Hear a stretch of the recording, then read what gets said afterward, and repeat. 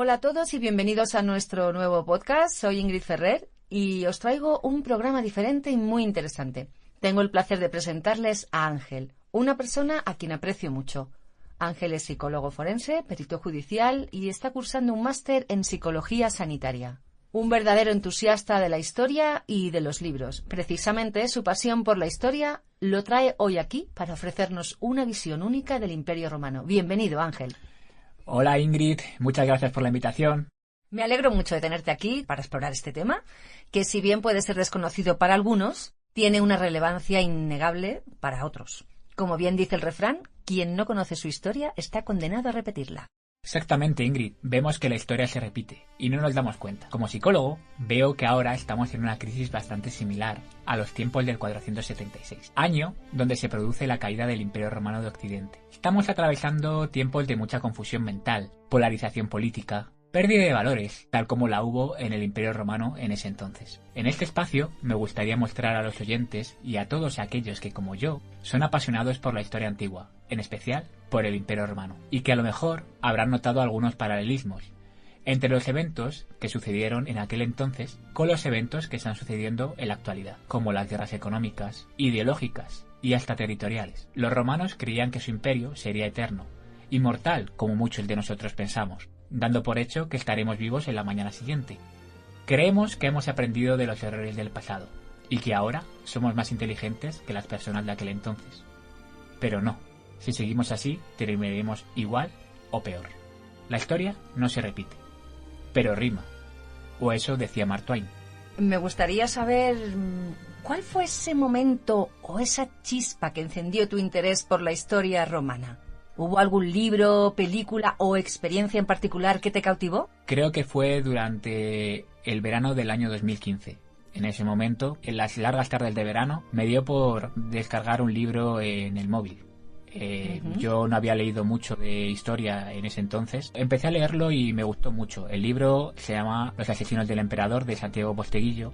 Ajá. Trilogía del emperador Trajano. Emperador, el cual logró alcanzar la mayor expansión territorial alcanzado por el Imperio Romano. A partir de ahí empecé a interesarme por la historia, sobre todo la romana, hasta hoy, donde me he leído bastantes libros y he llenado 2 bibliotecas enteras. Ahora, hablar de esto es en realidad apasionante para mí. Podría quedarme explicando horas y horas. El tema es bastante extenso. Voy a intentar resumirlo.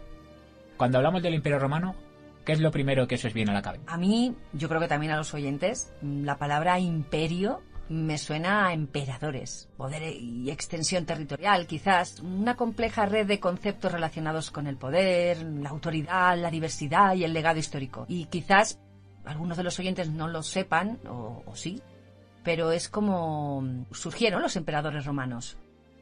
¿Tú crees que es así? Esa es una de las mayores confusiones sobre la historia romana. La gente suele asociar Roma directamente con emperadores, pero la realidad es mucho más rica y compleja. Y te sorprendería saber que Roma empezó como una monarquía. Espera, ¿me estás diciendo que el mismísimo Imperio Romano, el que todos conocemos, empezó con un rey y una corona? Exacto. Empieza como una monarquía en el año 753 a.C., año de la fundación de Roma, hasta el año 509 a.C., año donde se produce la expansión del último rey, Tarquinio el Soberbio. Posteriormente, esa república se convertiría en un imperio, a manos del sobrino nieto de Julio César, Octavio Augusto. En resumen, Roma tuvo 3 fases principales: monarquía, república e imperio. Y la expansión también fue enorme, lo que llevó a su división. Exactamente. Entonces el Imperio Romano de Oriente, conocido como Bizancio, duró mucho más que el de Occidente. Roma fue mucho más que emperadores, con la explicación que nos das. Una historia épica y muchos giros inesperados. ¿Cuándo podríamos decir que empieza Roma como tal? Podríamos decir que, si queremos hablar de los inicios de Roma, tenemos que retroceder siglos atrás, hasta la época de la guerra de Troya. Se dice que Eneas, un príncipe troyano, escapó de la ciudad en llamas y llegó a Italia. Imagínate su cara. No creo que estuviera pensando en bienes raíces. Y después, por supuesto, está la leyenda de Rómulo y Remo, con la loba y todo. Sí. Bueno, la loba. Ya nos contarás esta historia también, si no en este, pues en otro episodio. Ya vemos que te apasiona el tema. Por favor, dejar comentarios a los oyentes si os gustaría que Ángel nos contara más sobre la historia romana, así sabremos que os gusta y le tendremos de vuelta en un segundo episodio. Y continuando con lo que estábamos contando. Como dijo Mark Twain, la historia no se repite, pero rima. Con esa idea en mente... Yo hablo como aficionado a la historia, porque mi hobby son los libros. Probablemente entre los oyentes haya historiadores y personas que se dediquen a analizar el tema. Pero te puedo dar mi punto de vista y cómo veo yo la similitud. Inestabilidad política y corrupción, crisis económica, inmigraciones masivas. En Europa lo estamos viendo actualmente con la afluencia masiva de personas procedentes sobre todo de Oriente Medio, de musulmanes. En Roma, por ejemplo, pasó lo mismo con las invasiones de tribus germánicas, sobre todo a partir de la Nochevieja del año 406.